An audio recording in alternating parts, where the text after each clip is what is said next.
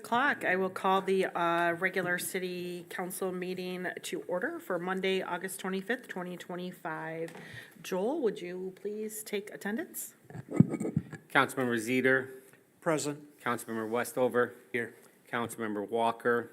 Here. Councilmember Canales. Here. Councilmember Hooker. Here. Mayor Pro Tem Hands. Present. Mayor Perigo. Here. You have a quorum. All right, thank you. If you are able, please stand for the Pledge of Allegiance. I pledge allegiance to the flag of the United States of America and to the republic for which it stands, one nation, under God, indivisible, with liberty and justice for all.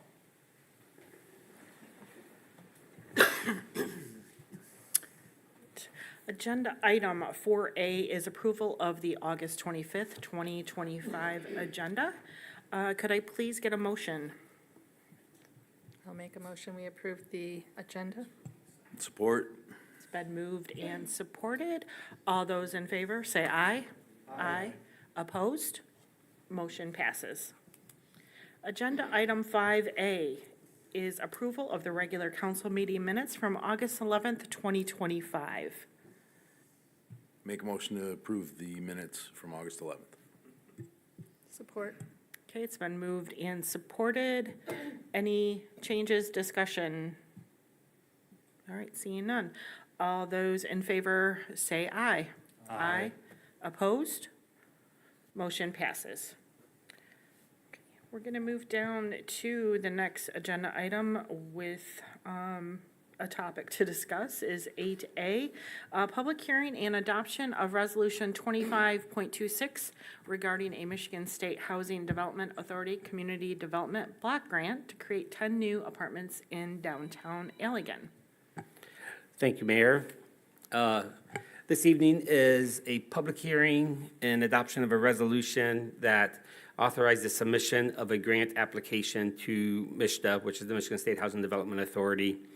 We are looking to create 10 new apartments.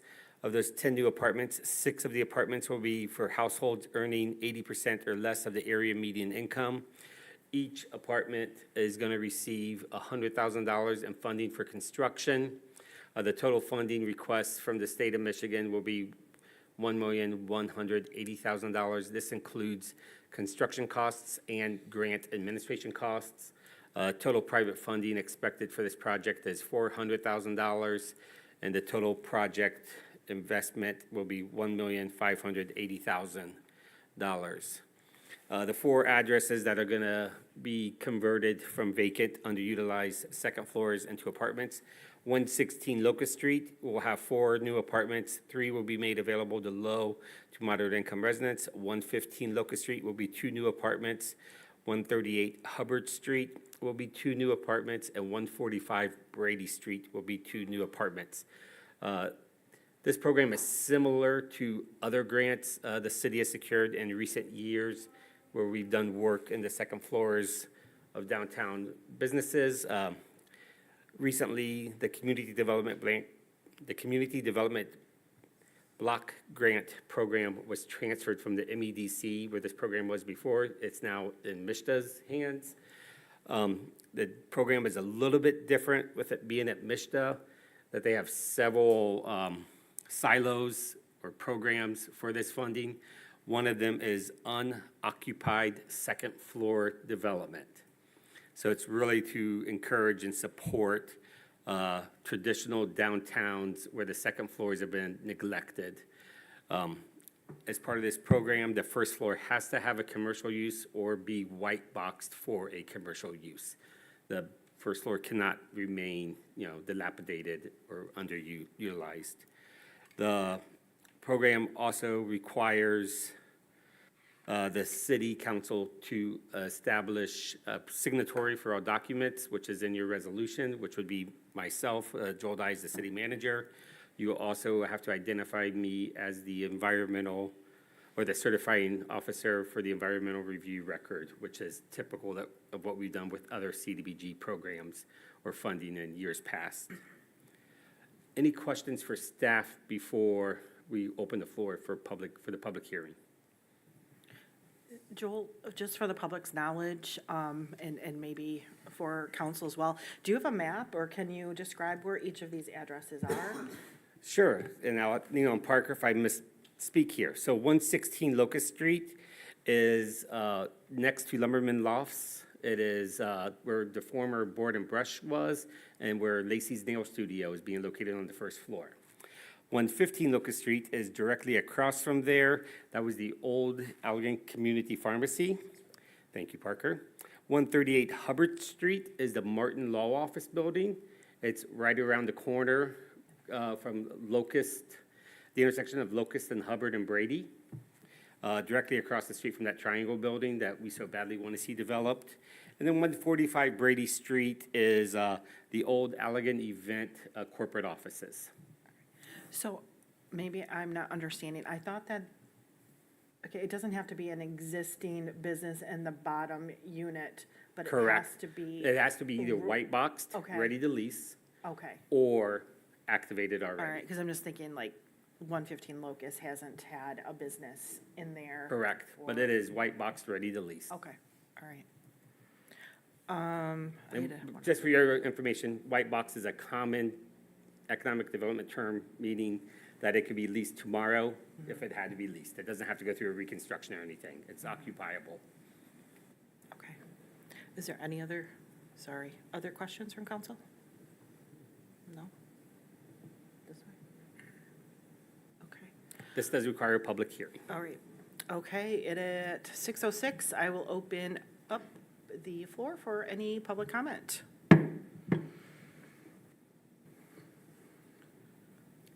I'm not seeing any public comment. All right, seeing no public comment, I will go ahead and close the floor at 6:07. All right, council, can I get a motion to adopt Resolution 25.26? Motion to adopt 25.6. Thank you. Support. Okay, it's been moved and supported. Any further discussion amongst council before we go to a vote? Just real quick. Sure, just a quick question. Joel, you explained what the environmental thing was, but is there any advantage to splitting up the responsibilities? That you've got the, I forgot the first one, not the environmental, but the environmental responsibility, then the formal responsibility. Is there any advantage to splitting that up? So I'm not completely following you. The environmental review record, the local government has to identify a certifying officer that is employed or elected by the city. And their name on that piece of paper, and it's all said and done, is punishable by law if it's screwed up. My job Gotcha. makes me take that weight. Unless someone from council wants to take that weight and be responsible for a 75 to 150-page environmental review record, we recommend that you let the city manager be that person. More than likely, we will contract the actual work of putting the record together out to an environmental review firm. They're spread throughout West Michigan. That's what we did most recently when we received a typical grant like this. But this is something that I've done throughout my 25 years in public service, so. Okay, And then the day-to-day management of the grant, when it's all said and done, this is something that'll probably be ran by staff in-house. okay. Have any clue how we're managing the separation of those funds, or are we just absorbing those costs as a city? Yeah, so the way this works is, when you mean absorbing those costs, To do that environmental review, is that coming out of the grant funds? yeah, so we're receiving $180,000 in administration funds. Okay. That's part of this project. It's an 18% admin fund. Does the city hold these funds until they're approved, done? So the way it's worked in the past is we entered into a development agreement with each of the property owners. They're required to make a deposit with the city upfront to help cover those funds. As the work is done, we do monthly progress payments and requests for reimbursement from the MEDC. And so we do float checks to the contractors that cover, a week or two at a time. But we are reimbursed, in a very timely fashion from the MEDC for these. Okay. Yeah, and for those that haven't been on council for a while, city staff, we have been very successful in years past. The old J.C. Penney building, now known as Lumberman Loft. Oh, it's no That longer, was a CDBG program that the city pulled off. 113 Locust was a CDBG program that the city pulled off. 109 Locust was a CDBG program that we pulled off. So we did 11 apartments so far in the past, 8 years through this program. This is continuing that work. now it's shifting from MEDC doing it to Michigan State House Development Authority, so we haven't dealt with them in the past. We've dealt with MEDC. Before, yeah, they would pay on a timely basis, but now this is a new entity that we're dealing with. Yeah, I mean, it's a different department at the state, but the program's set up the same way. Hopefully they administer it as Yeah. quickly and promptly as the previous. Yeah. And one thing I want to share with council, so we did what's called a pre-application earlier this summer. We received a letter of intent. This is the actual application.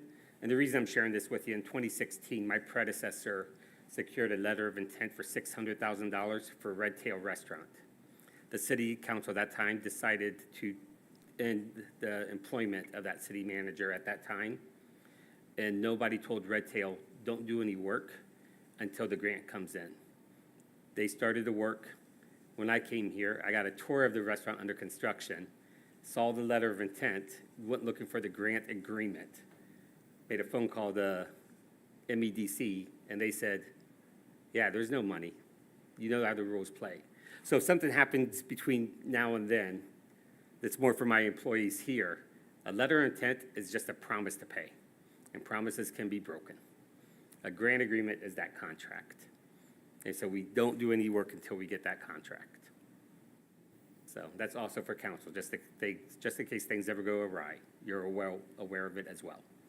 Because this is a big investment happening in your downtown. 1.4 million, and public and private funding for 10 new apartments is going to be really beneficial to our stores. All right, any other comments, questions from council? No. All right, so there is a motion on the table to adopt Resolution 25.26. All those in favor say aye. Aye. Opposed? Motion passes. Moving down to agenda item number 9 is public comment. It is the first public comment of the evening. If you have a public comment, please approach the podium and state your name and address. Since we do not have any public here tonight to comment, I will move down to agenda item 11A, which is city boards, commissions, and area agencies. And underneath that, we have 11A1, which is a review of the August 2025 Downtown Development Authority minutes. And Parker Johnson, would you please update us on that? Yes, gladly.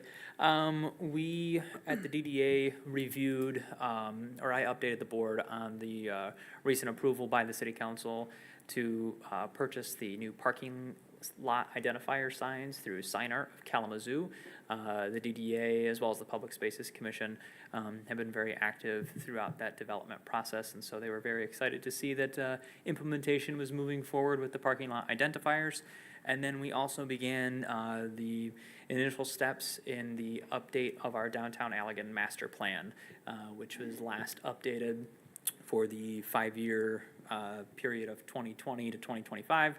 So by the end of this year, we'll have a new Downtown Allegan Master Plan for council to approve, and that'll kind of set the guiding force for the next 5 years for the DDA. Thank you. Any questions for Parker from council? No? All right, seeing none. Move down to 11A2, which is review of the August 2025 Public Space Commission minutes, and Councilmember Canales. Yeah, so at that one, we discussed Rossman Park Esplanade Rock the Block, which is going to be a public cleanup of that area, which should be good. We also talked about the wayfinding signage, which we should start seeing some of that going on this fall. Talked about removing dead trees in the fall, as we normally do. And we also talked about the sports complex and who uses it, who pays for it, how much it costs. We talked about that it's a nice public service to have, so we may not want to change it much, but we really don't need to invest more into it. But we didn't come to any specific conclusions. That's where we're at with that. All right, thank you. What time is the Rossman Park? And it- And that's for Yeah, it's on the anyone 20th in from the 9 public a.m. to to come 12 out to p.m. help? Yeah. What, sorry, Carl, what time? 9 a.m. to 12 p.m. on the 20th. If, in case of rain, it will be on the 27th from 9 to noon, Oh, great, 9 to 12 p.m. great. That's exciting. Getting, yeah, just that community involvement. All right, any other questions for Councilmember Canales? No. Okay, moving down to 11D is Public Works. 11D1 is a request to approve PO 26-0833 to Weik Bros Incorporated for construction of handicap ramps on Academy Street and Water Street in the amount of $102,218.50 and approve a budget adjustment of $4,719.50. Thank you. Not long after the streetscape project was finished, staff was approached about placing a handicap ramp and pedestrian crossing at the easterly end of the Trowbridge Plaza. So with that in mind, we worked with Avonmarsh Consulting Engineering to not only develop that one, plus the one down at the Water Street intersection. Then last year, the Academy Street from Sherman down to Arbor came up as a school-related project. So we worked with Avonmarsh on that one to come up with plans and specifications for the contractor to replace or construct ADA ramps at those locations. 3 locations on Academy, at Sherman, Knapp, and Arbor intersections, and 2 out here on Water Street. And the project completion date for the contract is October 11, 2025 for the ADA ramps. And the alternate bid that you see noted on the memo, that was work that the city is going to end up doing. In other words, the city DPW crews are going to do the work to connect all the ADA ramps on Academy Street from Sherman up to Arbor Street. We have budgeted in the current budget $25,500 for the purchase of the concrete material. We'll use city staff, city labor, city equipment on the construction of the sidewalk. So in essence, we're saving some money. All right. Thanks, Doug. Any questions from council for Doug?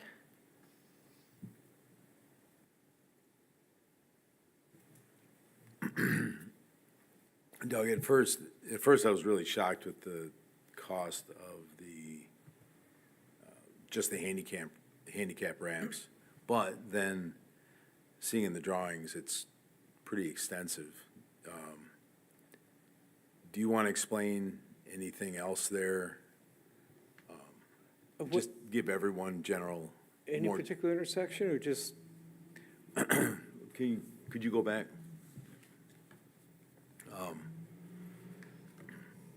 So Water and Cutler. Water Cutler, we're gonna, Trowbridge. there's one existing as you cross Cutler Street, there's not a crosswalk at the, on the Water Street side, so we're gonna construct a crosswalk there. Okay, because in just in my short 5 years here, I've noticed people cross there without, it's not a signalized or assigned crosswalk. Okay, yeah, so the Cutler is there, not the Water Street. I got it. Correct. Gotcha. Cutler exists, but not Water Street. Water Street's gonna be Yeah. a new one. Okay, Up at the Water and Trowbridge intersection, there is a ramp down at the Water and, to the other end of Minnie's Locust intersection, but there's not one up here to access the Trowbridge Plaza, yeah. which in hindsight, maybe we should have put that in at the time we constructed the plaza, but And then, okay, then the Academy, can you go to the Academy one? All right.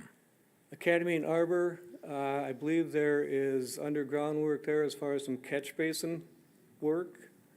There is sidewalk on the north side, help me out on this, and Joel, if you will, from Arbor Street down to, what, 4 homes maybe, then there's no sidewalk from there down to Sherman Street. We're gonna take out all that, the city crews are gonna take out all that existing concrete sidewalk and then construct a new back all the way down to Sherman.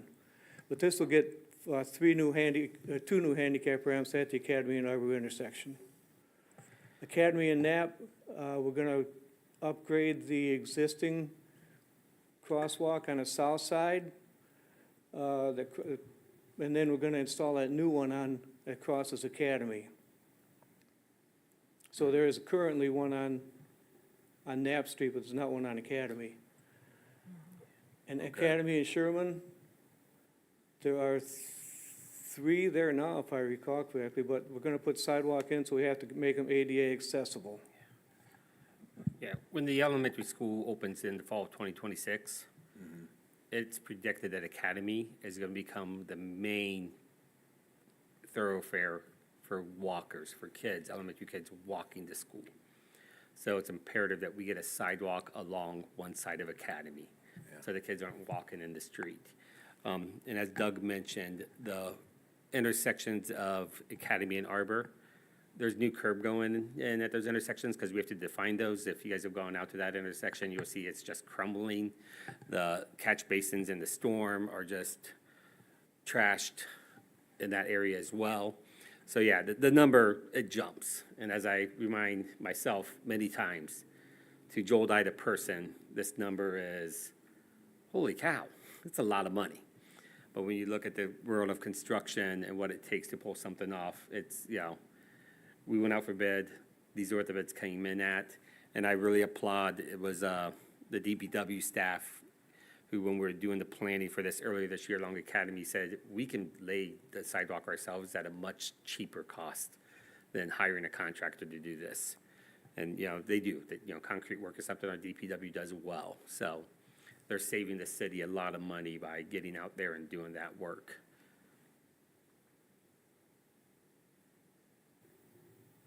So then the budget adjustment,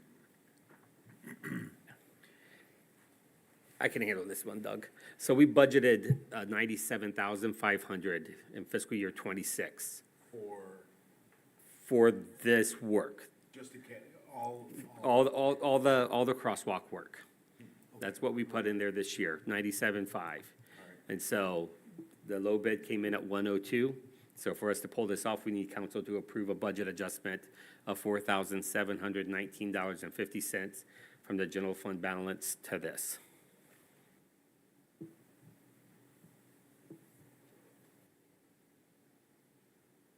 Okay. Other questions for staff from council? No? All right. Okay, thank you. All right, can I get a motion to approve PO 26-0833 and approve a budget adjustment of $4,719.50? I'll make that motion to approve the PO 26-0833 and a budget adjustment of $4,719.50. Thank you. Can I get a Support. It's been moved and supported. Any additional questions, comments amongst council before we vote? Nope. All right, all those in favor say aye. Aye. Opposed? Motion passes. Thank you. Thank you. Moving down to 11E, Administrative Services. 11E1 is approval of accounts payable and payroll. All right.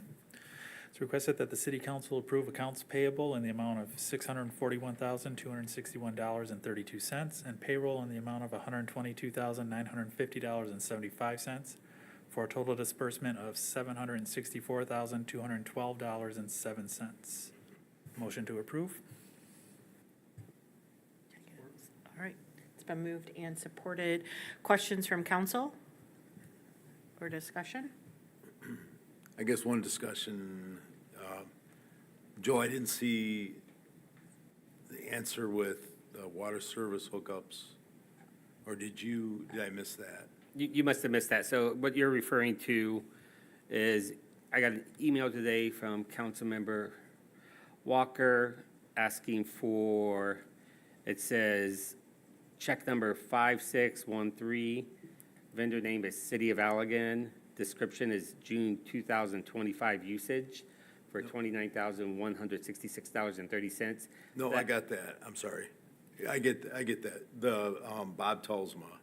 I didn't, was that question, I don't remember that question being in the email you sent us. You copied the mayor pro tem. Did I overlook a question? I'm not recalling that one, but Maybe Which I one did. is it? We can answer it right now. Okay, yeah, my question then, in my mind was, why can't we do that work? Where are we at with Bob Tolsma? We've got about, what, $10,000? Yeah, water service hookups. Doug, do you want to come answer that for us? Thank you very much. For the lead service line replacement, inside work inside the house requires a licensed plumber. We do not have a licensed plumber on staff. So we put out for bid, and Tolsma was the low bidder, 2 years ago, I believe it was, that he has been our inside plumber.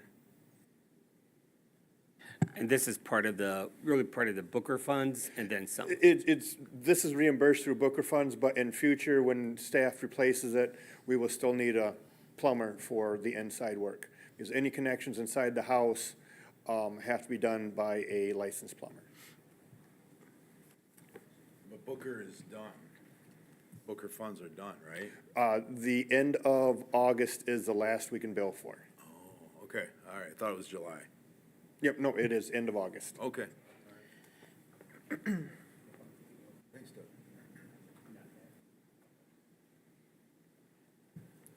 all right, are you gonna? Yeah. All right, so there is a motion on the table to approve accounts payable and payroll. All those in favor say aye. Aye. Opposed? Motion passes. All right. I'm going to go down to 11E2 is a request from Allegan Community Players to place a banner in front of the Griswold Auditorium. And it looks like you're working to restore the presentation. Yes, but in the meantime, All while right. Joel fixes his mistake, this is a request, like Mayor Perigo said, from the Allegan Community Players. They've made this a similar request in the past to advertise their upcoming musical that they will be hosting at the Griswold Auditorium. They would like to place a banner on the front lawn of the property to advertise The Lion, the Witch, and the Wardrobe coming up at the end of September. All right, thank you. Can I get a motion to approve Allegan Community Players to place that banner? I will make a motion that we approve the banner placement. Can you get a support? Sport. It's been moved and supported. Any further discussion amongst council on this agenda item? I assume, because we didn't say in this, like, the placement and stuff, you'll work with them on the placement and everything will be yes. pretty much same as all before. Correct. Yep. Okay. Any other questions? No? All right, all those in favor say aye. Aye. Opposed? Motion passes. 11E3 is an update on 2026 construction projects. All right, I'm going to kick this off. We have our engineer in the room as well as some department heads. We want to spend tonight going over the construction projects for 2026, making sure that council is well aware of everything that is in the hopper for us to do next year, how we plan on funding these projects for next year. We've had this discussion back in June, you'll recall, when you approved the financing plan for this stuff, and you approved some contracts with some engineers to start the design process. So the first thing we're going to talk about is Rossman Neighborhood Infrastructure Project. Just to remind you, we are updating the water, sewer, and storm mains in this area and the roads. This is typically the area that's bounded by Bond Street, Oak Court, and Wayne Street. You can see the highlighted roads on the map there on the screen. The total cost right now is estimated at $9.1 million and some change. We did receive a $2.5 million grant from the state for this project. That is the highest amount that the state was able to fund any project in the state of Michigan this year for their water-related infrastructure programming. So we were very excited that we got the full funding amount. Any questions regarding this project from council? I will share some design parameters. The intersection of Herkimer and Bond, for those of you that live in that neighborhood or drive through that neighborhood, you'll know right now, I'm going to say it's kind of offset at an angle. We are able to T that intersection. A T intersection is a much more safe intersection, the one where you have to crank your neck to see if someone's coming. So we're going to T that intersection in that area. And then also to let you know that the majority of the roads in that area are, as we discussed from the day one of planning this project, are going to be replaced as is. We are not going to be able to afford streetscaping, traffic calming kind of ideas, but this is all low volume, low speed neighborhood streets, so that's not much of an issue for this area. All right, moving on. Our downtown infrastructure project. So this is Walnut, Chestnut, and Trowbridge. We're going to be updating the water, sewer, and storm mains and roads on Walnut, Chestnut, and Hubbard, or Walnut and Chestnut between Hubbard and Trowbridge, and on Trowbridge Street between Locust and Walnut Streets. You can kind of see the layout. Right now, the estimated cost for this is $4.3 million and some change, or $4.43 million and some change. This section of Trowbridge that's adjacent to City Hall and the Regent Theater, Country House Furniture, Tardy's Underground, this is a retail street.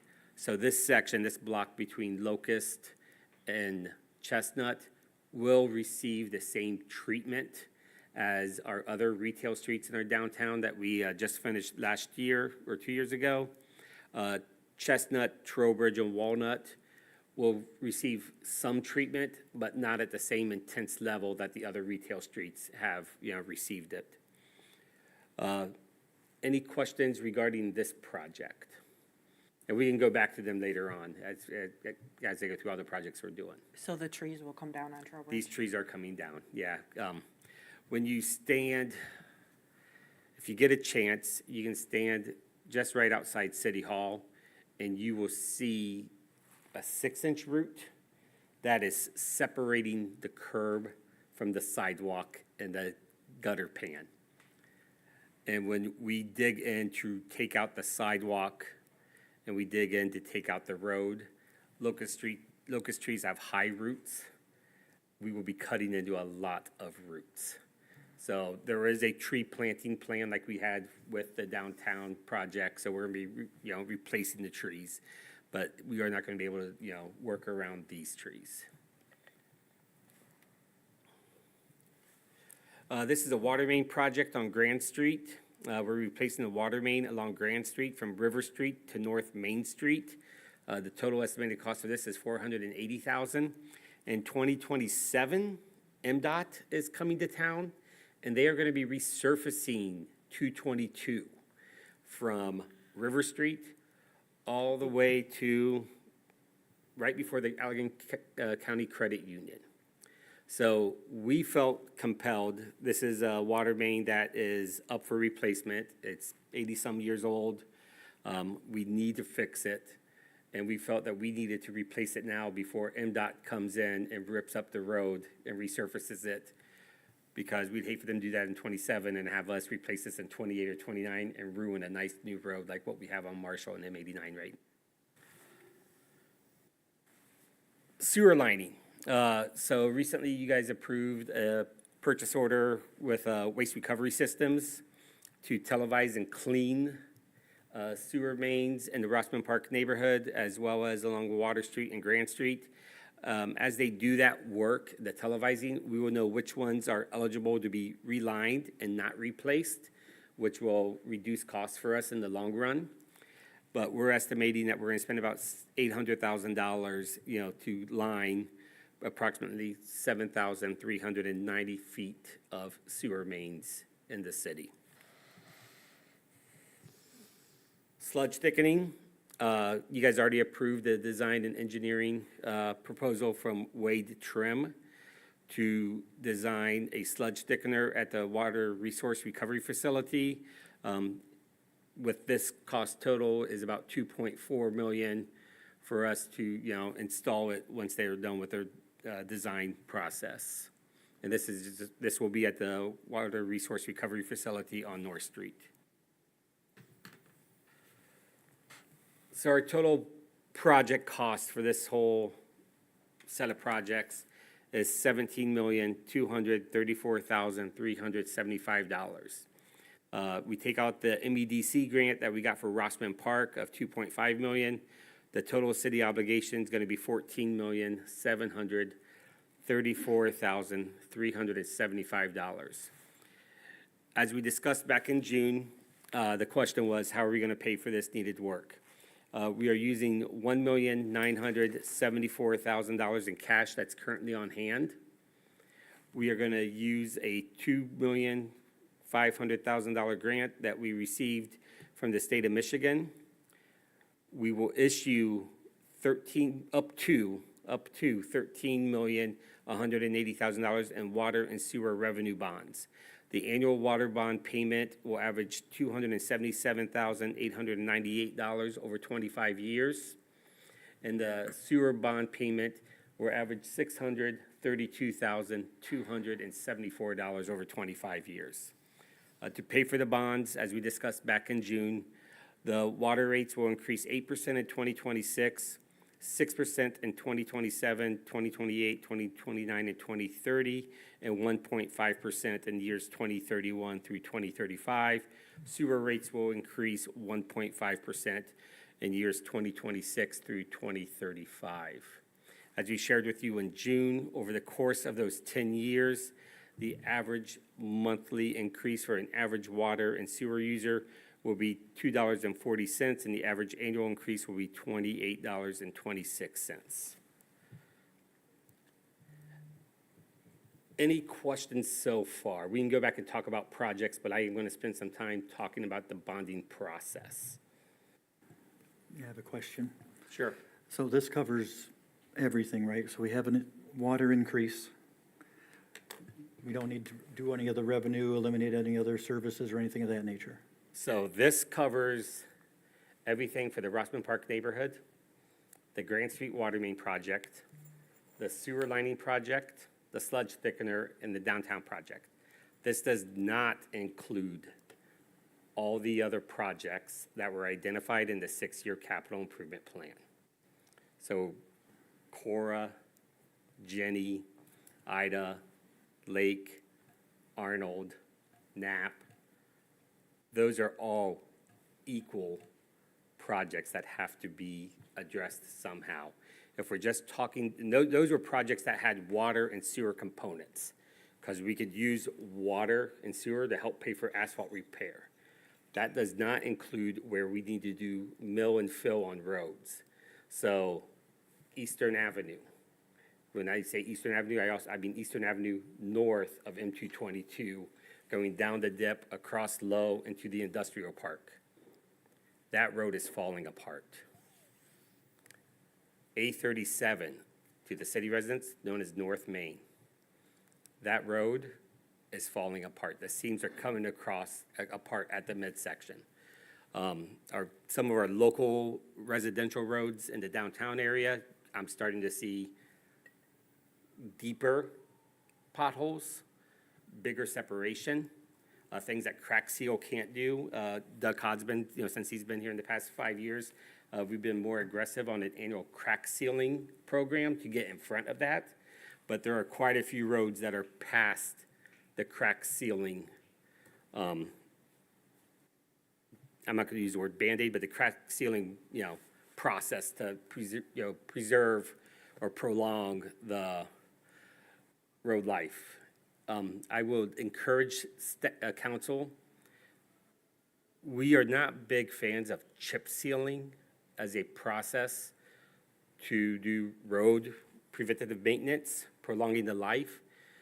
But the County Road Commission recently did, and Doug, can you come to the podium? Because I'm going to misspeak, and you can correct me from there. The County Road Commission did a cap seal. I believe it's a Cape Seal process. Cape seal. Up on 118th from 837 over to Industrial, and then another one 34th Street, outside the city limits on 34th. outside the city limits, where they put a chip seal down, and then they put a emulsion over that to hold the chips in place, hold the slag material in place. So Doug shared that with me 3 weeks ago. Knowing that chip seal is when you have that loose gravel on top and it takes a while, that's really not preferred if you're trying to be a bikeable community, a walkable community, a quality of life community. If all you're gonna be is pickup trucks and go fast cars, yeah, it's okay. But if you're trying to, increase the quality of life, a chip seal isn't the greatest thing. The Cape seal, though, this was the first time I heard of it.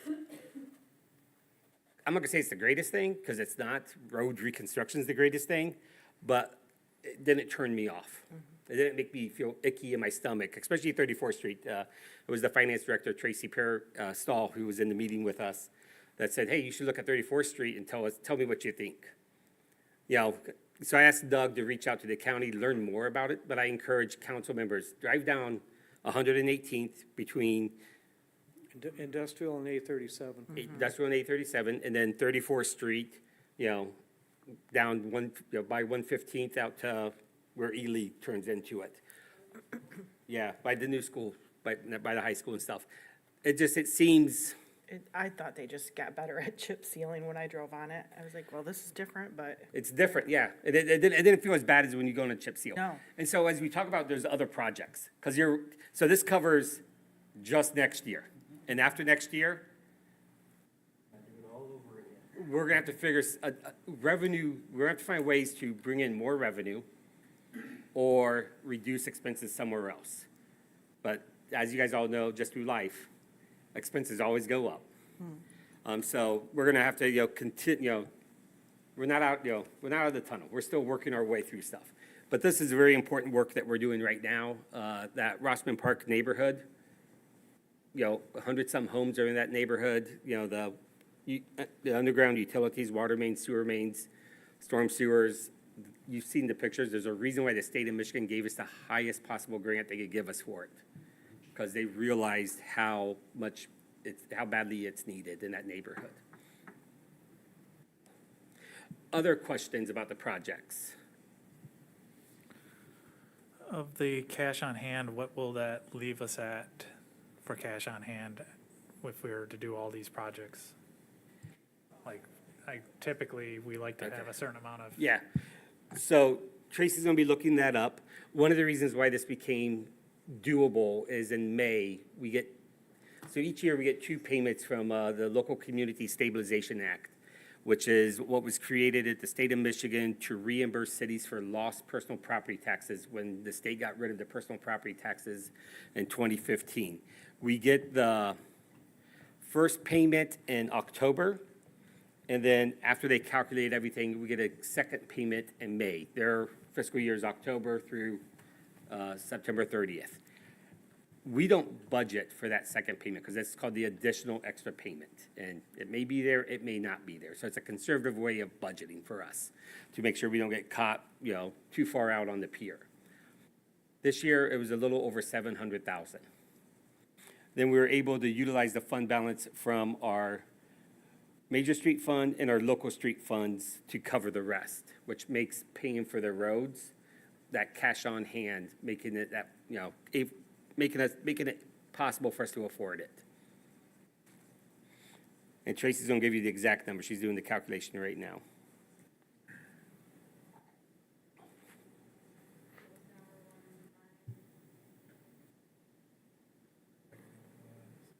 Are you looking for this? 1.9.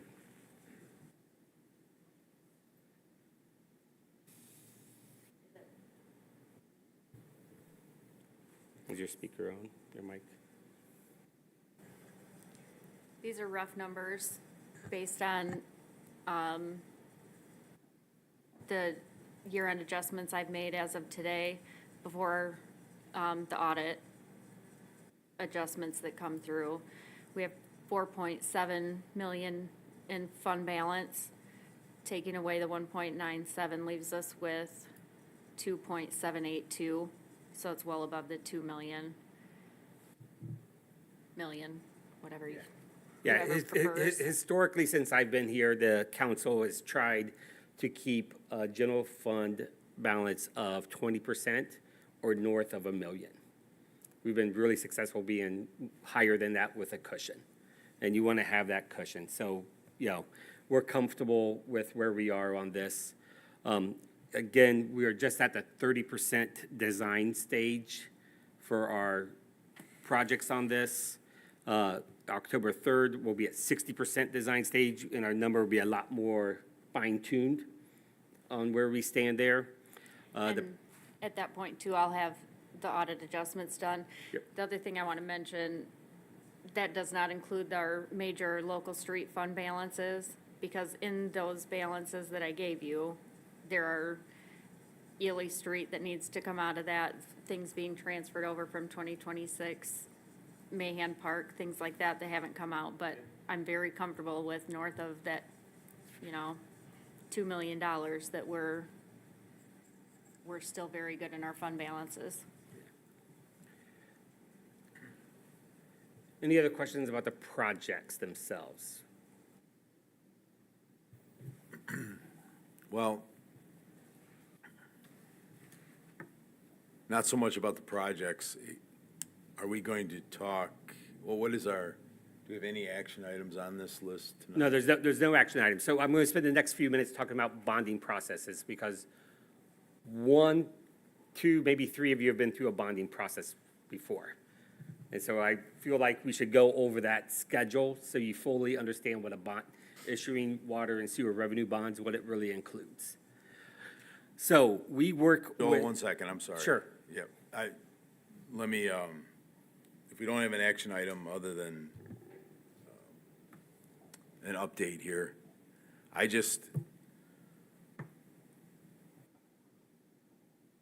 know we're 30% into the project. I just had to put it out there. It just does not seem right that if we're facing these other projects next year and then the following year, things just don't seem to add up correctly. Not that we're doing anything wrong. I don't mean that.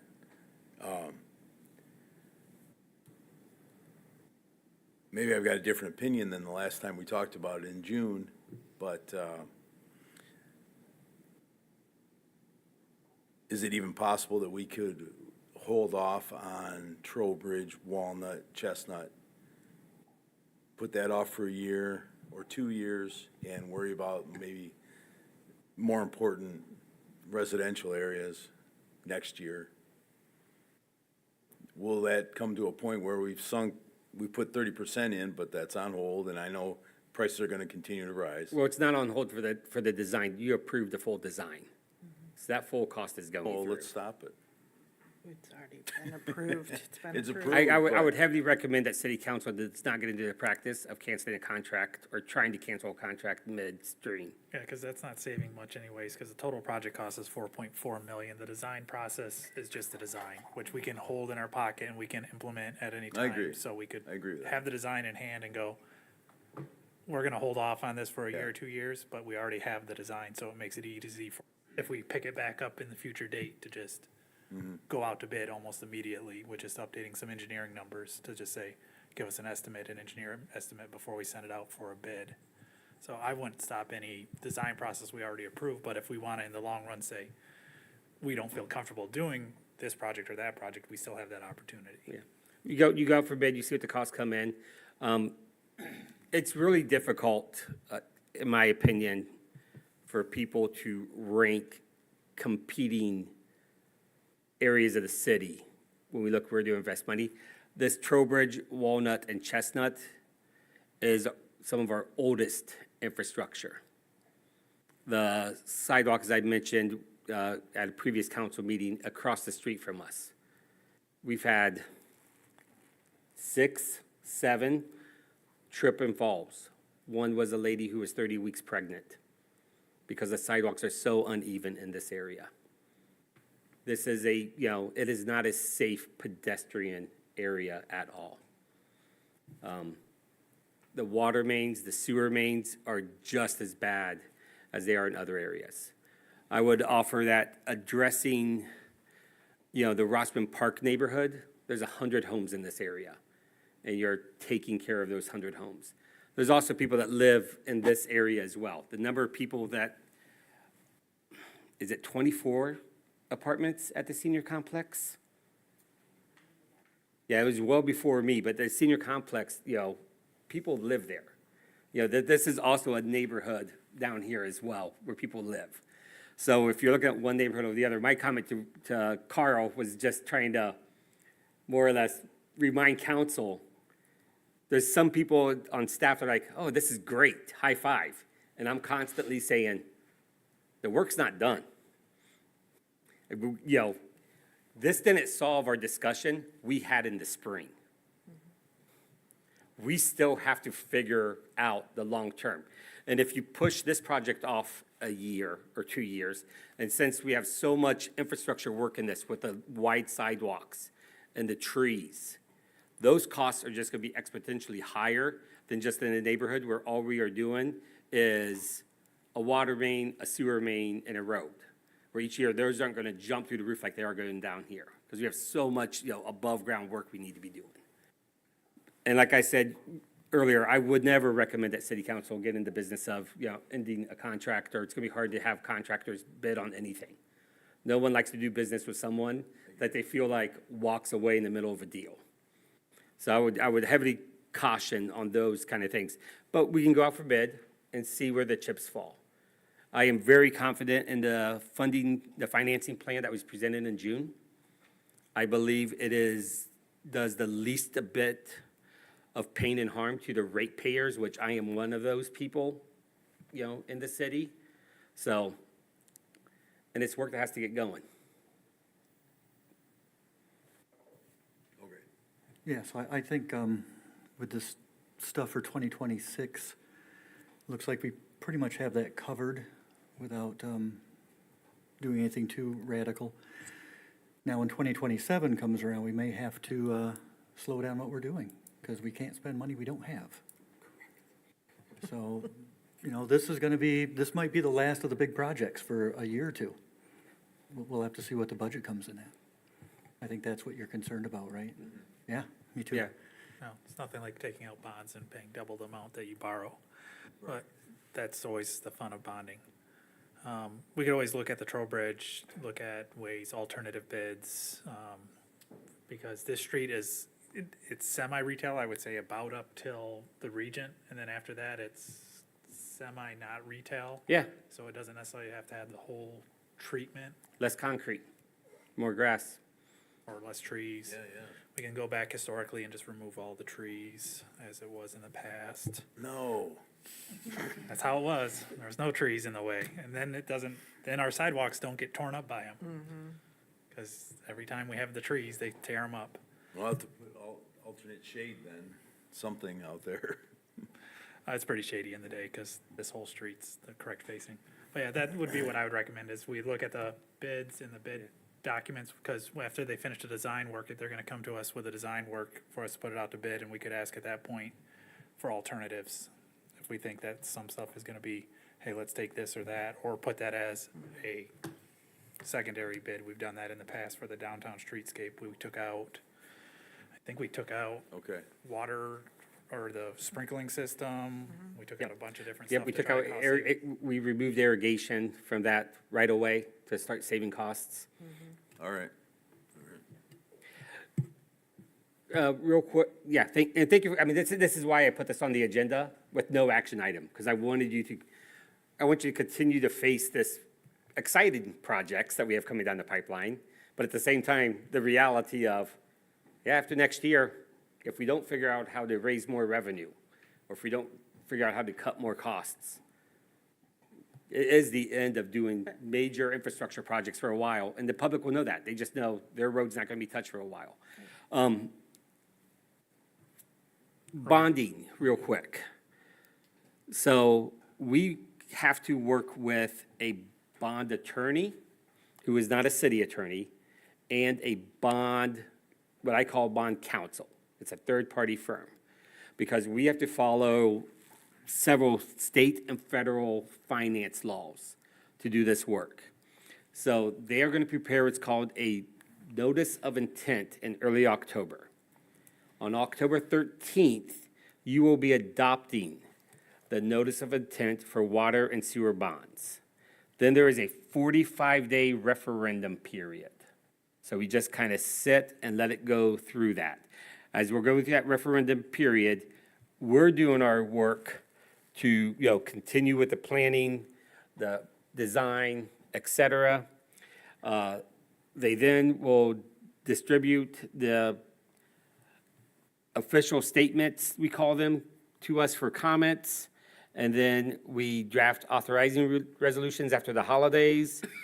And then you guys adopt a bond authorizing resolution, and we go out for bid.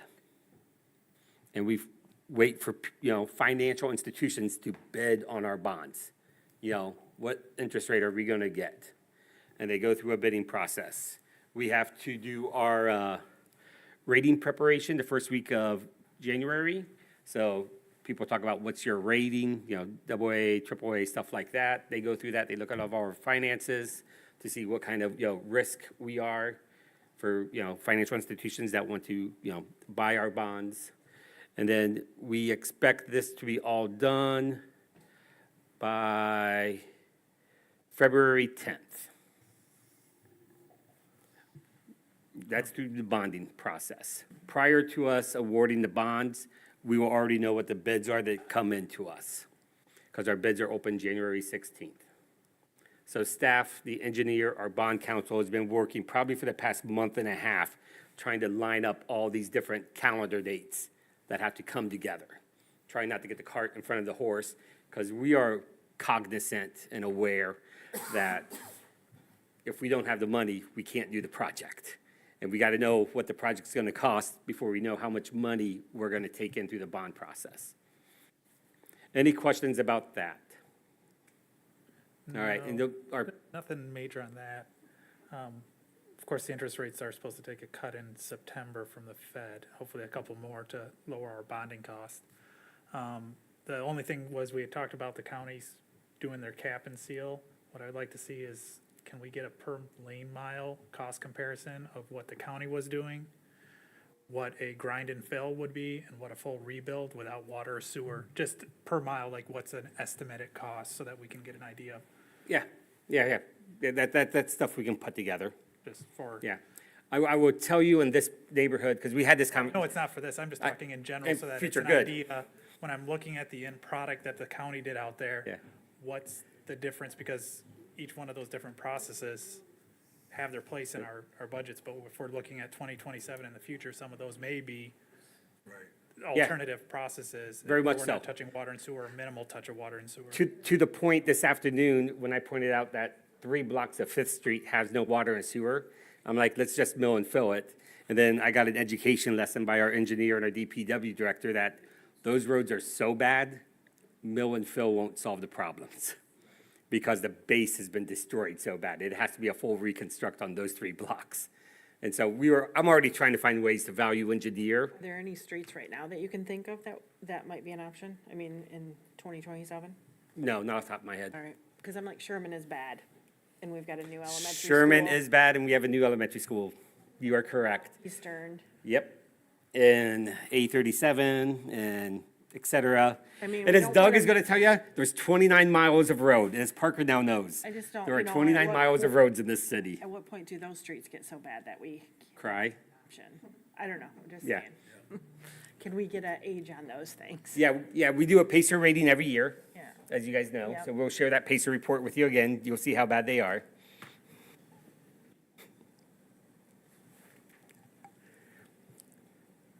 These are the fun projects that keep us up at night and make us work hard during the daytime. Any questions about these projects? Do you feel like you have questions that aren't being answered yet about what we're doing in 2026 and how we're going to pay for it? Nope. I'm going to let you know you have my phone number. We will sit down and have meetings with you one-on-one if we have to. We can show you the numbers again and again and again. But this is the second time in 2 months that I've made an effort to present this information, so there's no surprises or choking on Cheerios right now. Thank you. All right. Thank you. All right, 11 E4 is adoption of resolution 2527 to cancel the September 8th, 2025 regular city council meeting. Thank you, Mayor. This is an annual thing. We just need a motion, a second, and support to adopt this resolution so you may participate in the parade. All right, can I get a motion? I'll make a motion to adopt resolution 25.27 to cancel September 8th, 2025 regular city council meetings. Second. All right, it's been moved and supported. All those in favor, say aye. Aye. Opposed? Motion passes. 11E5 is a discussion regarding the idea of increasing the size of the Downtown Allegan Social District to include Walnut and Trowbridge Streets. Yes, I will handle this one.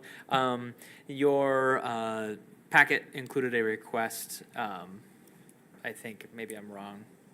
This is just a discussion tonight. We're just kind of presenting this initial idea. I know when Joel and I talked, there may have been some confusion in the packet that was sent out, but tonight is just presenting you the idea of extending our social district boundaries. You can see on the screen and in your packet as well, the red bounded area, which cuts out the Allegan County Courthouse. Because that is a privately owned parking lot, the boundary will not include that area at all, so it kind of cuts that out. The idea behind this is just kind of completing the loop, looking forward to the reconstruction of that section of Trowbridge and Walnut. That will be a much more walkable area, a more pleasant area, and it's also a direct route to the Griswold Auditorium. And as we, have that constant goal of increasing usage and entertainment at the Griswold, we want that route to be accessible for those who may be partaking in the social district to get there safely without going out of their way. Our Holly Jolly Trolley during Festive Fridays takes this route, and folks are allowed to bring beverages upon that vessel. We have a ghost tour planned for our upcoming Hoot and Howl event that will pass by the old jail museum there on Walnut Street. And again, just for folks who may be partaking in the social district, we want that area to be accessible to them. Over the past several years, I've noticed that downtown Allegan really becomes like a walking loop for people just out and about. And the number of people that walk down Trowbridge to Walnut to take in the historic buildings along that site is, impressive. And this is why this idea of, kind of rose to the top, in addition to the other things that Parker has mentioned. And so we just wanted to put this on the agenda this evening for your discussion. The police chief is here today, not for this, but he can correct me if I misspeak. I have a very difficult time pointing to any real incident where the social district was a problem for our community. I have only heard positive things from businesses downtown. So when this idea kind of, rose to the top a little bit, I was like, yeah, let's take it to council, get their input, see if this is something they want to consider. And, if you do, we'd bring it to your next meeting and have it on the agenda for you to approve, for us to amend our social district. It's just a resolution from city council to approve the amended social district plan, and then we submit that to the Michigan Liquor Control Commission, and they just file it on their website. So if a business opens in this area, which one wouldn't, because we're just doing the right of way, they would be eligible. Yeah. This wouldn't be the first amendment to the social district plan. We've had 3, I think, previously, changing some operation times. We added the Griswold into it when it wasn't previously. Regardless of whether or not we do this expansion, we will have to make another amendment to add new establishments into this. El Jarapeo and the upcoming Another Mother, which is being rehabbed in the former Bubba's space. We anticipate both of those establishments joining this social district, so we will have to amend our plan to include those 2 as well as it continues to grow. Well, I was for this originally when we did the social district to start with. I said, why is the courthouse excluded? Yep. Yeah, and I'm Only sure we thing had that I our would reason. suggest is the only main issue that I have with the social district is I do find cups in my yard and other places that aren't in the trash. So this section right now, there's no real public trash cans along that part of that route, which Yes, That would as be- part of the planning process for the reconstruction of Trowbridge, Chestnut, would be Walnut. trash cans at that point, but I'm just saying currently, if we were to extend it, there is Yes. no trash cans along there unless we want to take out some of our old ones and throw them down the way. Just because that is the only thing that I've ever had, the major issue was finding the social district cups in my yard or other places where people didn't get them to a trash can. Yeah. It's not just if you have two new restaurants coming in, it's not just a geographical thing that, hey, if they're in that social district, they're a part of it automatically. Right, so we have a plan that is on file with the MLCC, and right now it only has our, current restaurants or bars that are participating. So we'll just have to update it with the state so they know how many participating establishments we In have. order for them to serve into the social district cups, they have to be participating. Oh. It's not just get a cup and slap a sticker on it and you can walk around, which was my original plan, just get rid of open container law, but you guys didn't like that either. Well, We are also not the state legislator or the U.S. Congress. We did not have that authority. Well, we have the authority not to enforce it in the district by our police, yeah. just not by the state or the county. And just to clarify too, Will, each participating establishment has their own filing with the MLCC that they have to do, and then the downtown social district, each jurisdiction has to have their own plan and filing with the MLCC in addition to the establishment. Any other discussion? Questions? So since I'm not hearing any objections, or what are you thinking? The plan is to bring it for a vote at your next meeting. So Peter mentioned adding trash cans. What does that do to the bill for the downtown trash service? Yeah, right now, we have 30 pedestrian sidewalk cans that we pay Republic to pick up every Wednesday. And then our DPW team is also collecting and emptying those cans on Mondays and Tuesdays and Fridays and Saturdays and Sundays as well. So you have added staff time, and Correct. with more receptacles, does that increase the bill? It probably is peanuts compared to the, the amounts we just talked about, but, our budget is very, very tight, so, Yes, you are right on both counts. It's yeah, and I know. peanuts compared, but it will increase the bill and staff time. Okay, so that's something to take into account. Mhm. So, all right. And you guys have already talked about this, so you feel that staff can, do we know how many added trash cans, how much more time? No, I don't know those answers. It wouldn't be as excessive as the core downtown, just because really there are no trash cans now. And we hear it from dog walkers that there are no trash cans in this area. They're holding on to those bags a little bit longer than they might want to. Okay. But like I said, I don't imagine it being as excessive as the core downtown. All right, I was just thinking of all these things. All right. Mhm. Any other questions? All right, thank you. 11E6 is a discussion regarding monthly department reports. Yeah, so in your packet, I submitted a report that I just want council to discuss how you want to be updated on department activities. As the report mentioned, you currently receive updates on various staff activities as we bring information to you. I will email you occasionally if something is, hot off the press and I need to make you aware of something before, it hits the paper. But it doesn't include their daily activities. Attached is a sample report that Doug Swears put together. It took him 4 hours of staff time to put this together when he could have been doing other work during this time. And it probably took his department managers, because he has 3 middle managers in the water utilities department, an hour or two to get their stuff together as well for him. So it really is just an open discussion, even though the agenda item said, monthly department reports. I just want to make sure or hear from the majority of council on how you want to be updated. What are you comfortable with, not comfortable with?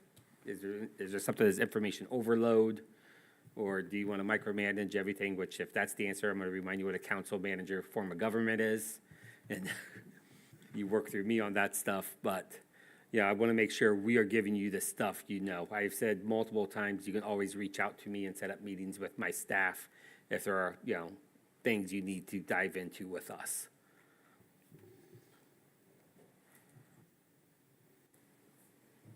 I would just say I don't have any problems how things are right now. Seems fine to me. Thank you. I would like in-person quarterly, only because I think it's important for the community as well to hear what they're doing. They're all doing amazing things. I cannot tell you how many times, like, people will complain, like, oh, we don't ever see these people or don't, but they're out there. And now that I'm like looking, I see them all the time, but if you're not paying attention. So I think it's important. I also just enjoy hearing what y'all are doing. So when you say in-person quarterly, you mean like a update here at city council? Do they have to produce like a physical, do you want to see a physical report or do you just want a nice conversation? No, I would just like a conversation, Okay. and it doesn't have to be you guys every time either, I go to a lot of city council meetings and villages, and usually someone shows up and they kind of give a report, and it's nice to hear. I don't think monthly is necessary, but it'd be nice to hear something. Well, I think,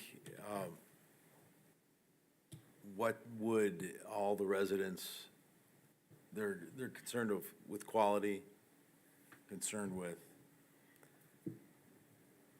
proper operations, ethical operations, things like that, environmentally sound. So what's the best way to get that out? Or easy access, how can all the residents have easy access to that information? I mean, I love the numbers, but like to see, it'd be nice to see, 12-month rolling average of all that stuff. I'm not saying it's necessary, but I talked to my daughter in Colorado. She said, you don't have that online? You can't. Why can't your residents just go to the website, for the city website, and see the freshwater distribution, or how many gallons, total for the month? Now, just thought that's interesting. Maybe that's something we can strive for in the, next 5-10 years, but it's good information that people might want to know, and I think some of this is definitely too much in the minutia that we don't need to worry about right now. It's handled, of course, but I guess when it comes down to it, I think what we've had so far is good. You guys have let us know when there's problems, what the possible solutions are, but I think that that's another talk maybe, what's the best way to get the proper data out, the easily accessible data. So just real quick, we have looked at the systems that are out there to put the data online. We receive sales calls, in my opinion, every single minute of my waking life here from some new firm. I think one of them is it north of 50 is how much ClearGov? Yeah, to get started, and then it's a little bit cheaper annually after that. A little bit cheaper being like 20 a year. And so when I'm looking at all these infrastructure projects, it's very quick for me to say, thanks, we're just going to slide this into, the future basket. So, but that's something, we've been down that pipeline a couple of times because there's some really, really cool things that are out there. Anybody else? When are you starting you mentioned it, was it last Yeah. meeting? When are you gonna start your, whatever you were calling I already did those? that. Okay, Yes, I'm Okay, that's fine. gonna talk about that at, during, Just gonna say, I mean, is that something where you could invite if a department head was willing to join you for one of yep, those? I've already told them they're invited, Okay, that's all I had to say. all right? Okay, you're gonna update us? Never mind. I'm not gonna steal your thunder. I'm fine with monthly or quarterly reports like this. They, don't have to go into extreme detail, but, number of arrests, amount of water, sewer, any major things that were out of the ordinary, not part of, we've had these typically in the past where we had these. I just figured they were reports that department heads were already sending you that you were just redistributing back out to us. So I didn't view it as something on top of what they weren't already doing. I myself, the quarterly reports, I wouldn't want to hear all the departments in one meeting. If we heard one department 1 month, another department another month, and it rotated around that way, I'd be fine with that. All right. I like the quarterly concept as well. Just a brief summary and simple and sweet. I'm fine with it just via paper. I don't need them here. And I'm like, I've been around enough that we've done this 100 different ways, and we'll do it 100 different ways, and it'll change again, but whatever makes people happy. Thank you. Anything else? Okay. All right, we'll move down to agenda item number 13, public comment. If you have a public comment, please approach the podium and state your name and address.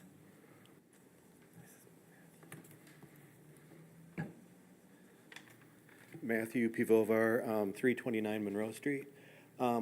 Earlier this evening, you approved an amendment to add all the sidewalk charges to the budget, and I was curious why no consideration was given to passing those costs on to the property owners. The last 6 cities I've lived in, it just gets added to your property taxes as an assessment whether you want it or not. If it's a business, it gets charged through as a common area charge to all the tenants in the building. That makes the sidewalk improvements a budget neutral item. You can improve them without worrying about going over budget or raising a millage later. Just a thought. It's done differently every place else, and I've challenged it when I've had to pay it in other places and found out that that is actually the most common practice in most cities. And just on the social district, I would point out you've had limited incidents, but you've also, your current social district, very few children, very few families live inside it. And now you're pushing into a residential neighborhood and along Church Row. Might want to reach out to the church leaders and find out what their thought is on it, and wonder about the logistics of a busy Friday or Saturday night with the social district and a wedding or funeral lets out of one of those buildings.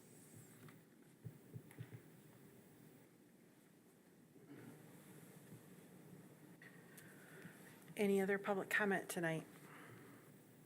All right, seeing none. I will move down to agenda item number 14, communications from the city manager.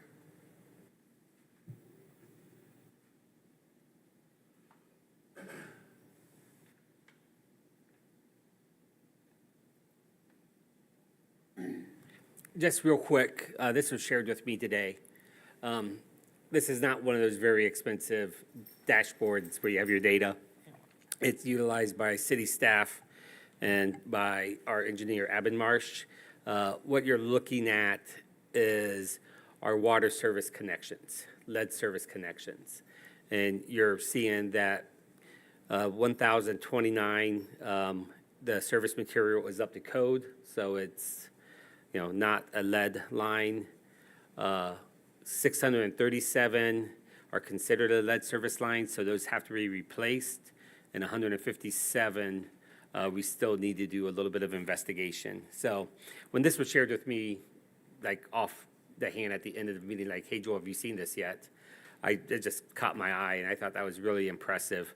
One thing I want to point out, green means good, red means bad, gray means we need to look into it. When the Rossman Park neighborhood's done, all that red becomes green. And so you can start seeing the map take, a more positive shape. And that's one thing I wanted to share with you guys there. Appreciate Councilmember Canales bringing up the Rossman Block Party. He is correct. It is September 20th from 9 to 12 p.m. The rain date is the 27th. Our CDM fellow, Mohammed Gabo, is working with a resident, Brandon Gum, in that neighborhood. They will be going out and going door to door in that neighborhood to let people know of this upcoming event. Brandon, being the neighbor in that area, is kind of taking the lead on how he wants this to be shaped. They're going to have free coffee, donuts, snacks, activities, and yard games. They're going to improve Rossman Park and share ideas with city officials. So council, you will be invited to this. Chance for neighbors just to mingle and get to know each other. I'm going to use this opportunity to bring out the construction plans for the Rossman Park neighborhood and use it as a little pseudo, hey, next spring, your neighborhood's going to be ripped up. Kind of get ready, tidal wave's coming, but it's going to be great when it's all said and done.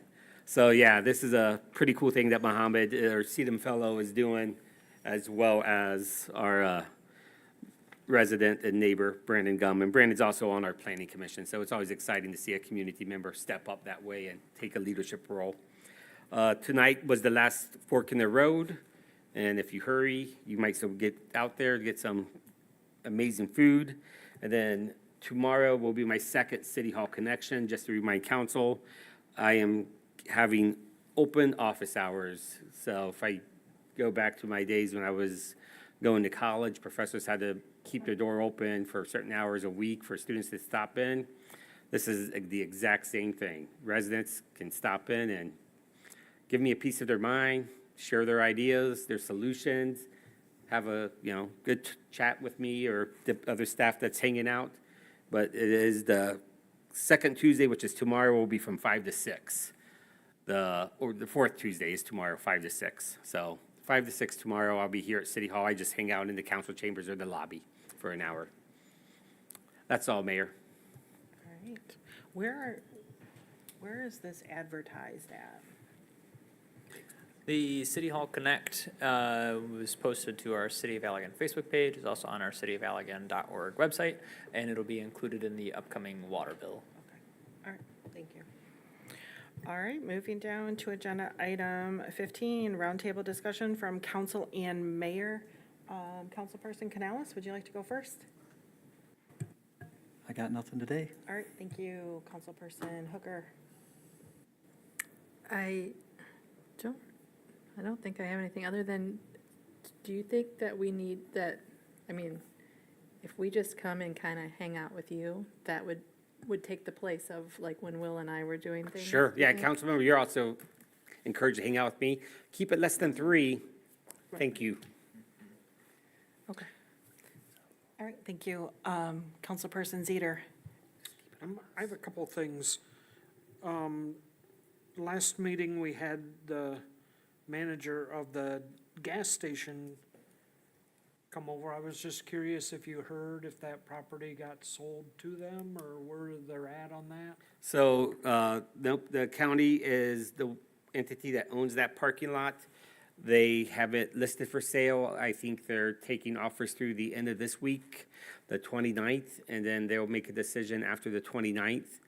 I did remind the county that as they talk to people, we have a zoning ordinance and a master plan.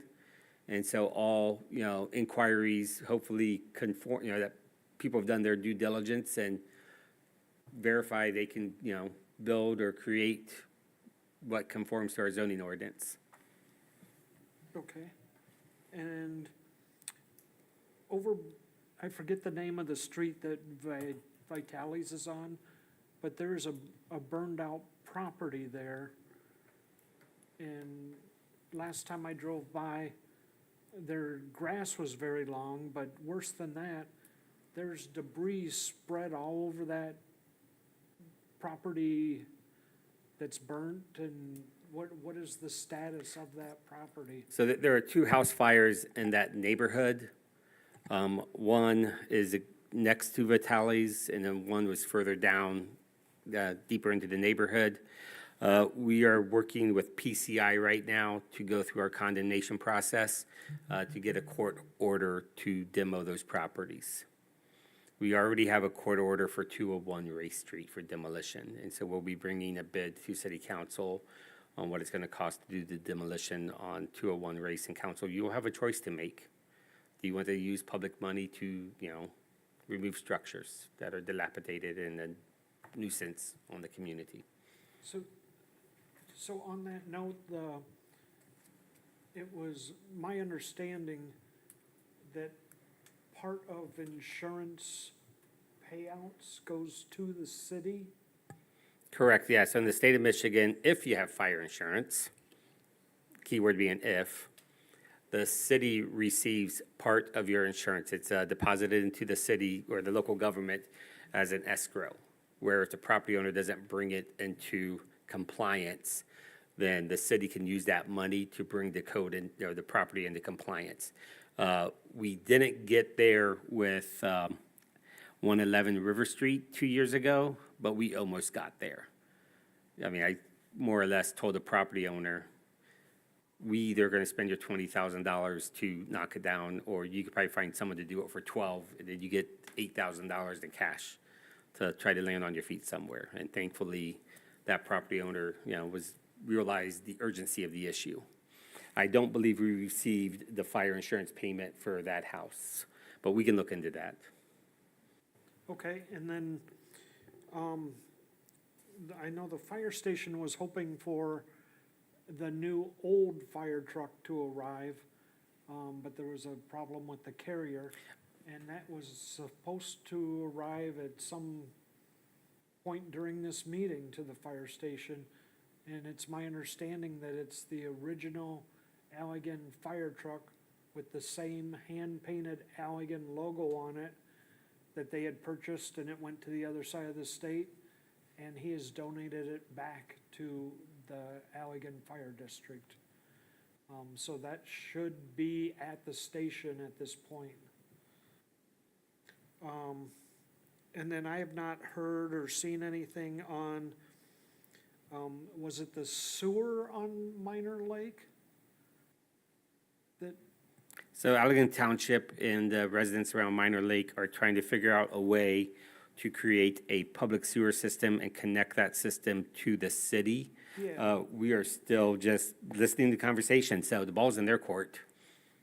The Allegan Township residents do not pay staff. We are not going to be working hours upon hours for Allegan Township residents. Yeah, There's enough work in the city for us to do. Yeah, I just thought that they were all gung-ho and Yep. pointing the fingers at us, and I have seen nothing, and, They've been gung-ho, start, stop on a lot of projects. okay. And then I wanted to address, yesterday, I received an email from Will, but that would violate open, Actually, Mike, it does not violate the OMA. So what happened was Councilmember Walker created 3 separate communication groups. So it was all under 3 council members each time. okay, Yeah, so there's no concerns there. okay. All right. All right, thanks, Mike. Councilperson Westover? Yeah, the only thing I have is I'll be unable to participate in the parade on the September 8th, excuse me. I'll be out of town. Okay, thank you. All right, Councilperson Walker. Just that the pancake breakfast and the spaghetti dinner with the fire department did very well. They were very happy with the results, and thank you to everyone who came out there. Appreciate it. That's it. All right.